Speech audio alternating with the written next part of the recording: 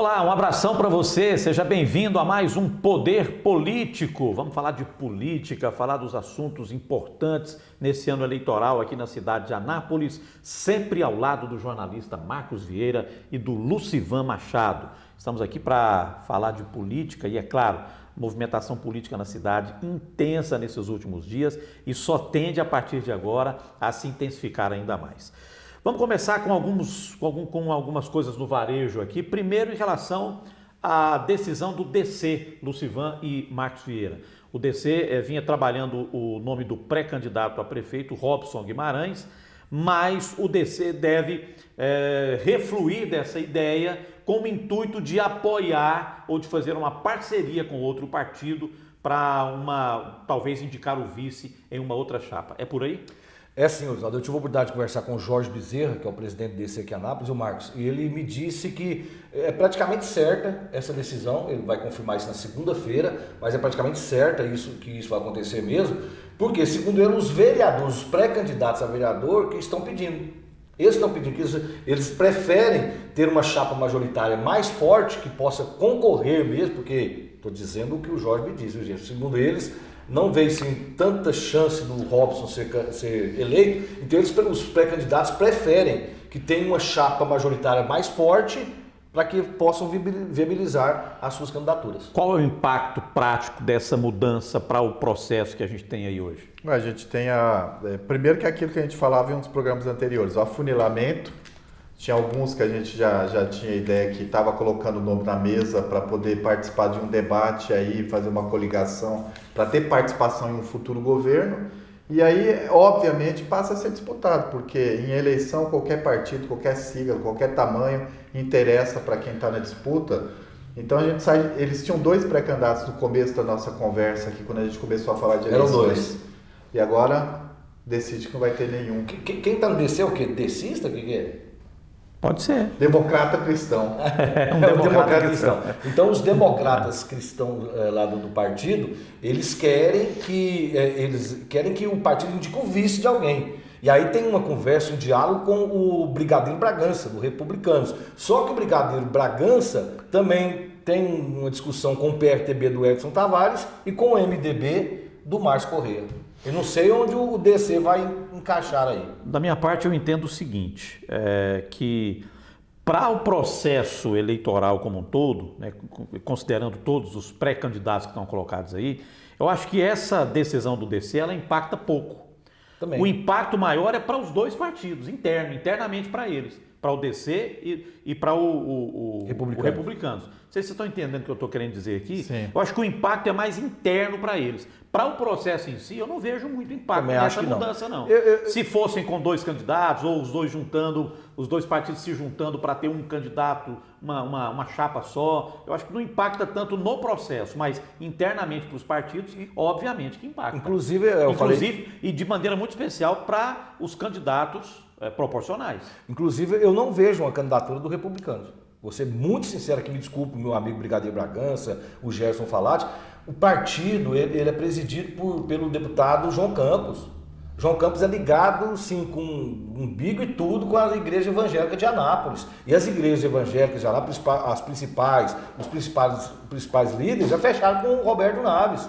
Então, eu sinceramente, para mim é quase descartada a possibilidade dessa candidatura. Se depender do Bragança e do Gerson, eu acho que até vai. Mas a gente sabe que muitas coisas vêm de cima para baixo, goela abaixo, né? Então... A chegada de Hélio Lopes ao governo do estado, no IPASGO, fortalece os democratas de Anápolis? Fortalece. Traz o que ganho para os democratas de Anápolis? Traz um diretório que agora passa a ter um nome no primeiro escalão do governo, né? Passa a ter aquele que, numa reunião... Primeiro, né? Do Ronaldo o primeiro nome para o primeiro escalão, né, Está Marquinhos? sentado na mesa ali da foto. O primeiro escalão? Não, ué. E o Adriano Baldi? Ah, tá. Ele é secretário de Cultura. Me perdoa. Mas ele é de Anápolis? Ele é anapolino? Pelo menos ele vota aqui, né? Agora, eu estou focalizando do Democratas. Né? O Democratas não tinha conseguido emplacar um nome em primeiro escalão. Mas aí fortalece também, Marcos, porque teve uma articulação muito forte para que o doutor Hélio assumisse a presidência do IPASGO do Carlos César Toledo. Tanto que o primeiro a convidar o doutor Hélio Lopes para se filiar ao DEM foi o Carlos César Toledo. Não. Aí depois outras pessoas foram até ele. O doutor Hélio que recebeu o convite de vários partidos e não aceitou. Aí depois de 3 ligações do governador Ronaldo Caiado com a insistência do Carlos César Toledo, ele resolveu aceitar. E tem outro fato que também fortalece o Democratas que ocorreu essa semana, é a indicação do Fabrício Lopes da Luz para a Secretaria do Meio Ambiente. Também a articulação do Carlos César Toledo. O Democratas que poucos dias atrás estava todo trincado, todo quebrado, na minha, aquela questão da ressurge das cinzas. Né? Pois estão satisfeitos? Você acha que eles estão passando esse final de semana tranquilo agora? Eu acho que a indicação do Fabrício também, aqui não desconsiderando a capacidade dele, a qualidade do Fabrício, é uma pessoa que funcionário está efetivo. capacitadíssima. Funcionário efetivo. Eu acho que essas articulações elas estão dentro desse pacote aí que acabou gerando essa afirmação do Democratas da consolidação da parceria PP-Democrata. E não foi à toa. Porque no início o nome do Dr. Hélio tinha sido colocado para gerar um debate e uma possibilidade até do Dr. Hélio ser indicado a vice. Eles falam que não, mas que teve claro. Sim. Falou, o senhor sai, desincompatibiliza, lá na frente, se a gente vê que é viável, o nome do senhor está pronto. Isso aconteceu, eles vão falar que não, mas aconteceu. Então eu acho que isso aí, politicamente falando, acho que dentro da articulação política, eu acho que isso está dentro do pacote. E tem um fato que chama atenção também, as articulações foram feitas. A articulação é tão feita nos bastidores, as pessoas não acompanham, às vezes não sabem como que é. Não foi à toa que o nome do Fabrício Lopes da Luz foi divulgado como secretário do Meio Ambiente no mesmo dia da posse do Dr. Hélio Lopes, não. Então, uma coisa puxa a outra. É o que eu estou dizendo, esses fatos estão interligados. Não, Marquinhos, você acha que... Completamente interligados. E a gente vinha cantando a pedra aqui de que o debate passava pelo processo eleitoral, porque político vai passar sempre. Governo, administração pública passa pelo político, mas era pelo debate eleitoral também, era uma sinalização. Doutor Hélio pode falar que não, e ele vai dizer que não, porque talvez a intenção dele provavelmente não foi essa, mas aqueles que articularam para ele entrar no partido e a desincompatibilização, etc., passou por essa para sinalizar, mostrar para o parceiro dele, o Progressistas, que eles tinham toda a possibilidade também de entrar no debate, então era para que colocasse as cartas na mesa e desse uma participação no poder também. Interessante que aí ficou bacana, porque foi uma indicação política, mas de 2 nomes técnicos, né? 2 nomes técnicos. Então, assim, é muito mais fácil, não é? Trabalhar desse jeito. O Fabrício já trabalha na Secretaria do Meio Ambiente, inclusive. Diretor de Meio Ambiente, agora passa para secretário. Agora, um nome hiper tradicional foi essa semana talvez a grande novidade no processo de definição de nomes para a composição de chapa proporcional na cidade. O ex-presidente da Câmara, ex-presidente da UVB, né, da União dos Vereadores do Brasil, União dos Vereadores de Goiás, José Escobar Cavalcante, já admite ser candidato a vereador e já está inclusive articulando com o ex-governador Marconi Perillo para já traçar, né, o apoio do ex-governador no PSDB e de maneira especial abençoar a candidatura de José Escobar. Recentemente, em entrevista, o presidente do partido, o ex-prefeito João Gomes, já falava que ele está buscando aquelas lideranças mais antigas do partido, mesclar um pouco de juventude com as pessoas mais antigas do partido. Acho que isso é interessante também. Você não pode só vamos renovar e esquecer daquelas pessoas que já tanto fizeram pelo partido. Acho que isso é importante e interessante. E ele já citava o nome do Zé Escobar. No momento eu até pensei, mas será que Zé Escobar está propenso mesmo a ser candidato? E a informação que nos chega sim, parece que ele gostou da ideia e vai colocar o nome dele à disposição. E essa necessidade de mesclar passa também pelo fato de que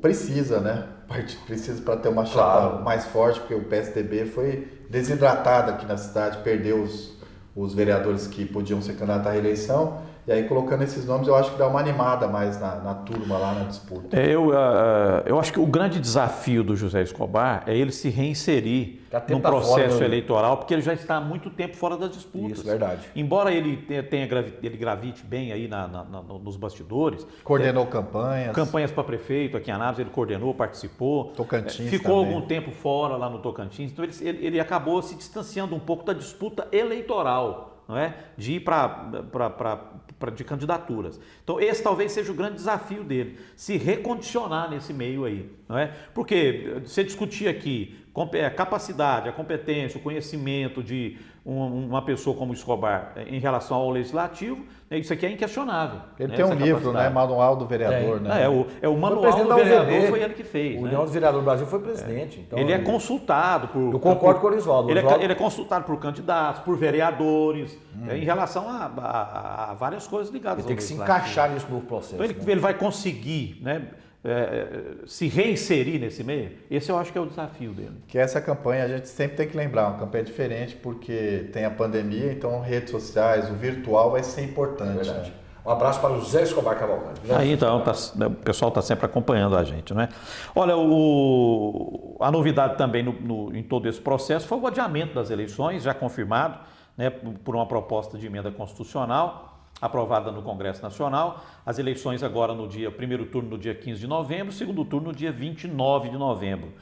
E isso implica, obviamente, né, isso vai impactar, obviamente, na campanha eleitoral, para vereador, para prefeito, enfim. Que impactos vocês entendem que isso pode trazer para as campanhas, analisando aqui de maneira específica aqui em Anápolis? Eu tenho um pensamento bem formado nesse sentido aí. Eu acho que para quem tem mandato hoje, foi péssimo.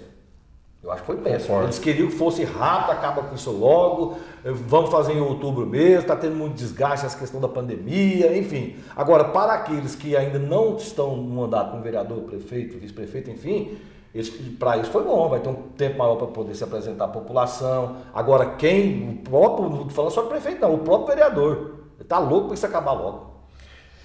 Mas assim, os prazos não mudaram para o início da campanha, mas é bom lembrar que a pré-campanha hoje em dia, ela dá a possibilidade de você conversar com o eleitor de todas as formas possíveis, só não pode pedir o voto diretamente. Eu sou o Lucivan, eu sou o Marcos, eu sou o Eu sou pré-candidato, você pode até escrever, sou pré-candidato a vereador pelo partido tal, então também concordo com isso, dá chance para o novato, deu um fôlego para o novato, né? Ter mais tempo de fazer a sua campanha virtual, a sua pré-campanha virtual. A propaganda eleitoral, a proposta, ela pode acontecer agora a partir do dia 27 de setembro. Porque o TSE, qual é o cálculo que se começa faz? A campanha, então.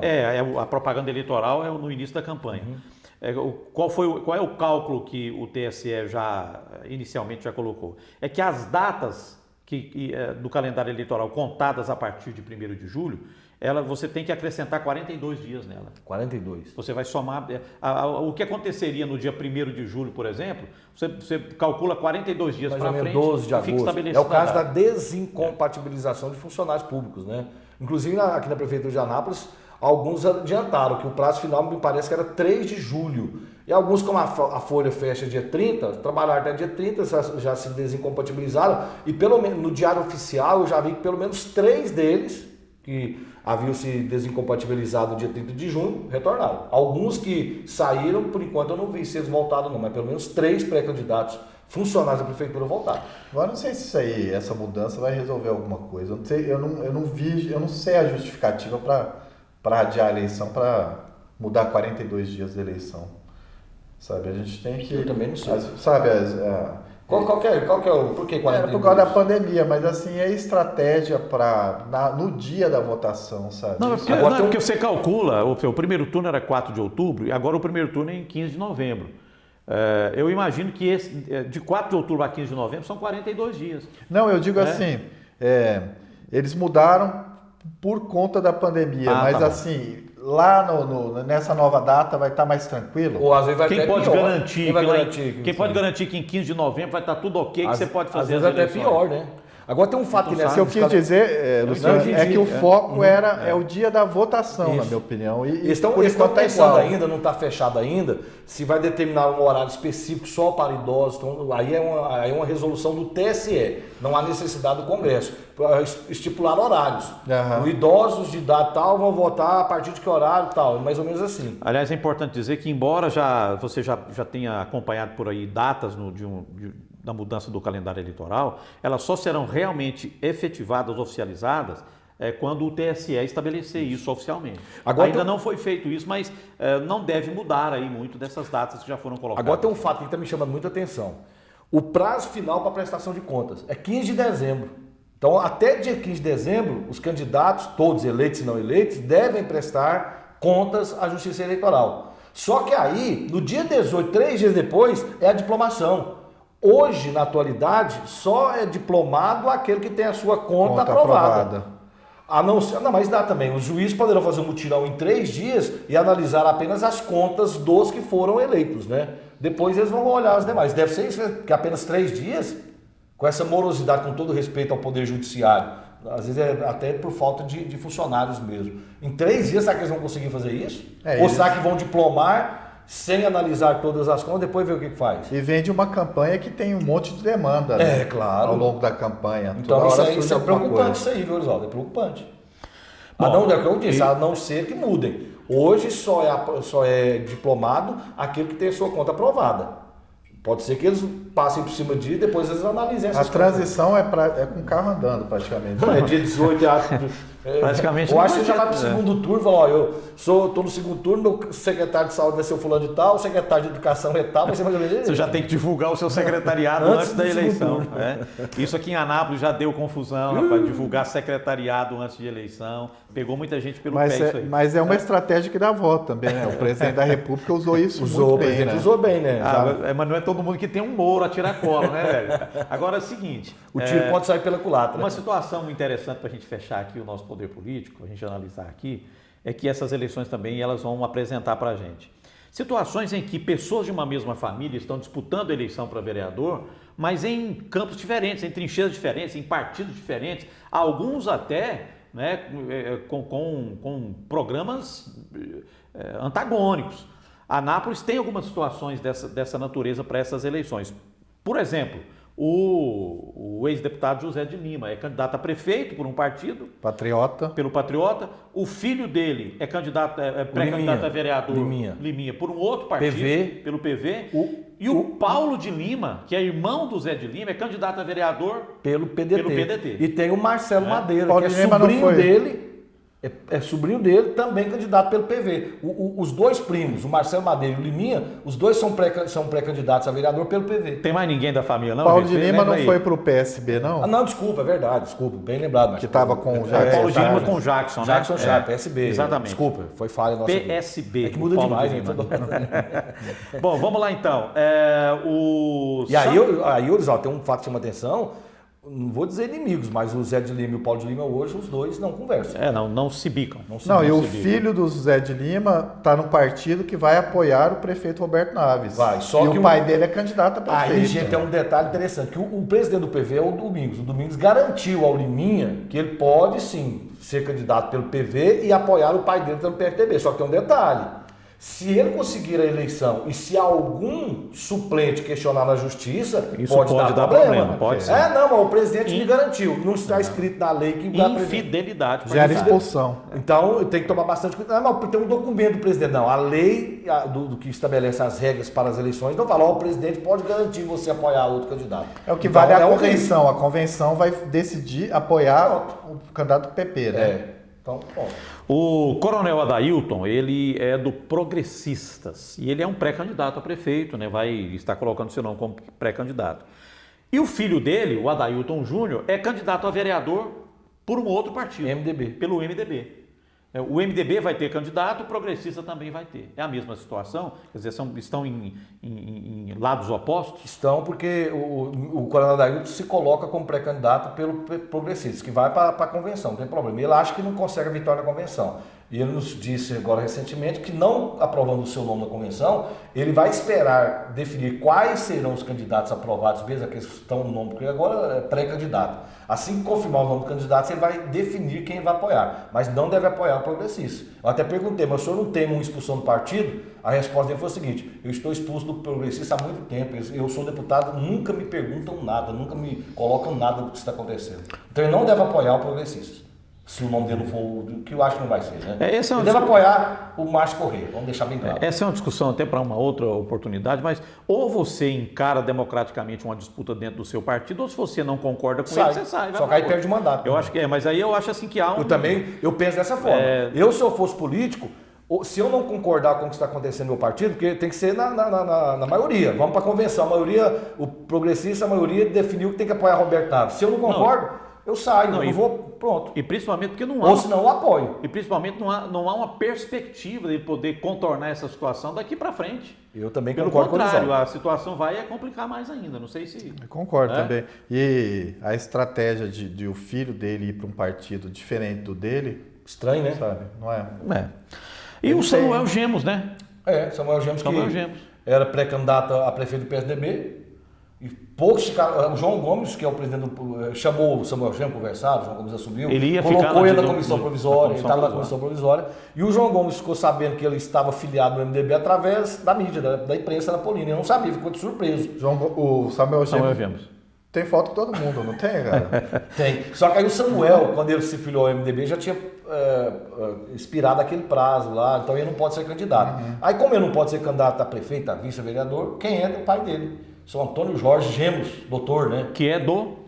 Ele é do Democrata. Democrata. E aí é outro detalhe também. Quer dizer, o Democrata vai apoiar um candidato a prefeito e o filho dele está no MDB, que tem um outro candidato. E diz que já, o doutor Samuel já declarou. Ele é MDB e vai apoiar a candidatura de Márcio Corrêa. E o pai dele agora é do DEM, que tem como candidato, vai apoiar Roberto O pai dele Carlos. parece que é da velha guarda, da época do PFL. Ele não é do PFL ainda. O pai dele é da velha guarda, doutor Antônio. A gente colocou isso aqui até como curiosidade também, né? São curiosidades que esse processo eleitoral vai apresentar para a gente aí nessa disputa. Pessoas de uma mesma família que estão em lados opostos, em partidos diferentes, apoiando às vezes candidaturas diferentes. Isso deve acontecer agora também nesse processo eleitoral. Vamos embora? Vamos lá. E as pessoas podem ir lá e se cadastrar lá e se inscrever com a gente. Se inscrever no né? canal, compartilhar nossos vídeos, ativar as notificações e mandar mensagem, né? Comentar, mandar mensagem que a gente fala por aqui também. Lucimão, um abraço. Um abraço a todos. Obrigado. Um abraço aí, Live Produções, que produz aqui o nosso programa. Você um grande abraço e até o próximo Poder Político.